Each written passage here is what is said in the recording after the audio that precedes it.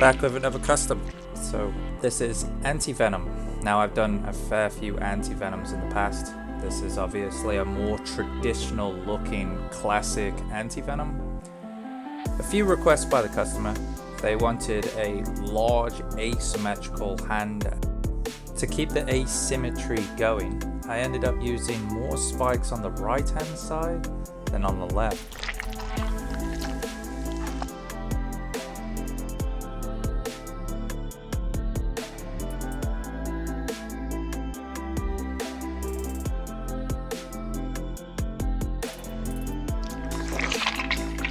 These are previous commissions for anti-venom that I did in the past.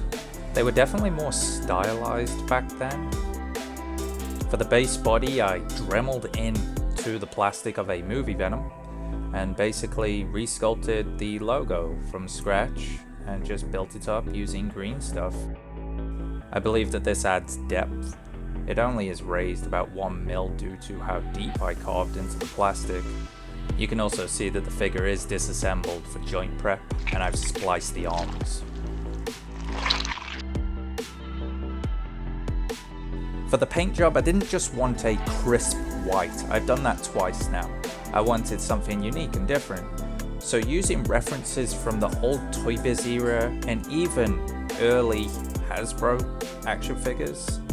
Pile Driver is a great example of that. That blue hue. Now I didn't want it to be oversaturated, so I kept it very subtle. I also used pinks, and I know that seems a little bit strange, but this adds all this contrast that allows depth, and I just wanted that to come through. I wanted it to separate itself from what you see on the daily.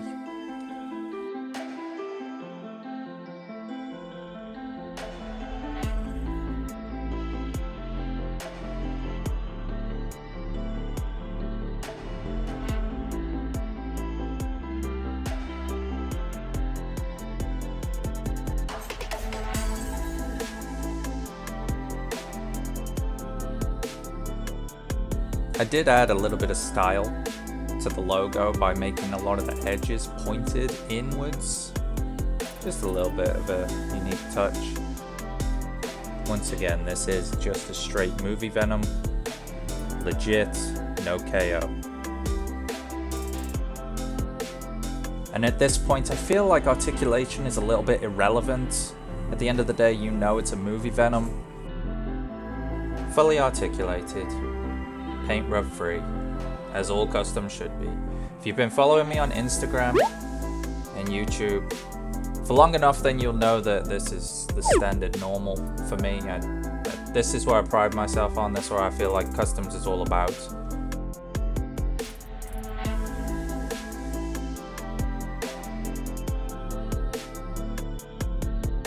Funny thing is, when I do these YouTube videos, they're the first time that I actually articulate the action figure. You may find that surprising. So any kind of scuffing or any kind of rub that I originally find on these videos is all addressed before I send it out to the customer. Most of the time I don't have any issues, but at the end of the day it's always worth checking, and that way you can address it before it ends up in somebody else's hands and they have problems and then they have to send it back, and it's just not worth it. It's just go through all the process first and then you won't have any issues. I've noticed that you'll see the little black scuffs. I mustn't have wiped the dust away, so the dust in the joints is coming through. Normally I'll just get a baby wipe and just kind of wipe all that away before I ship it out.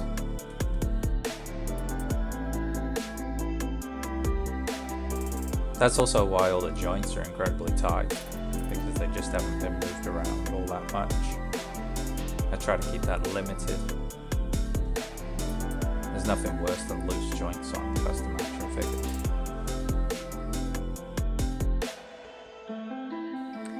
If you'd like to see all the work behind the scenes, or just support me in general to be able to create these videos and keep up to date with all my work, then Patreon is a great option.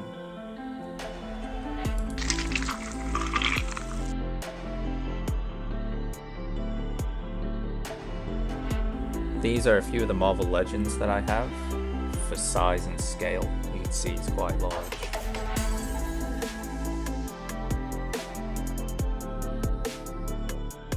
These are my wonderful Patreon supporters.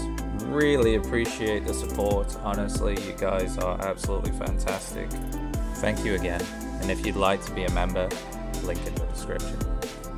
And on that note, I'll catch you on the next.